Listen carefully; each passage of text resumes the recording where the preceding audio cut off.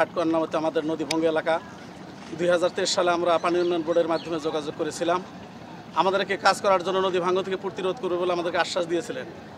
এর মধ্যে আমাদেরকে 7-8 হাজার বস্তা নদীতে ব্যবহার করেছে, কিন্তু হঠাৎ করে আমাদের এলাকার কাজটি বন্ধ হয়ে যায়। আমাদের এলাকার শিক্ষা প্রতিষ্ঠানগুলো নদীর মধ্যে ভেঙে গেছে, এলাকার বাচ্চা কাচ্চা লেখাপড়া থেকে বঞ্চিত হয়ে যাচ্ছে।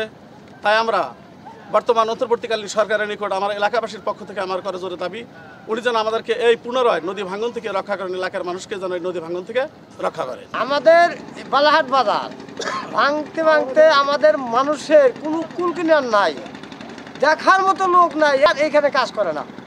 এইভাবে যদি আমাদের যদি মাইরা ফালান আপনার সরকার দেশে, তা আমার কিছু করার নাই।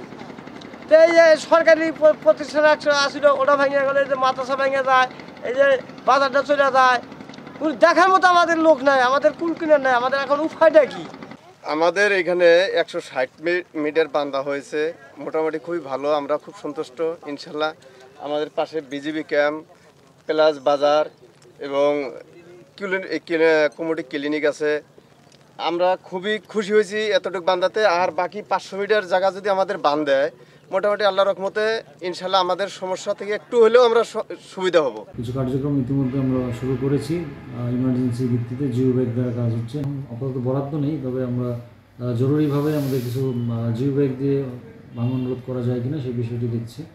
আমাদের পর্যাপ্ত জনবল আছে, আমরা সেই জনবল নিয়ে আমরা প্রস্তুত আছি। বিভিন্ন জায়গায় যেখানে ভাঙন দেখা দিচ্ছে আমরা কাজগুলো বাস্তবায়ন করছি জরুরি ভিত্তিতে জিও ব্যাগ দ্বারা।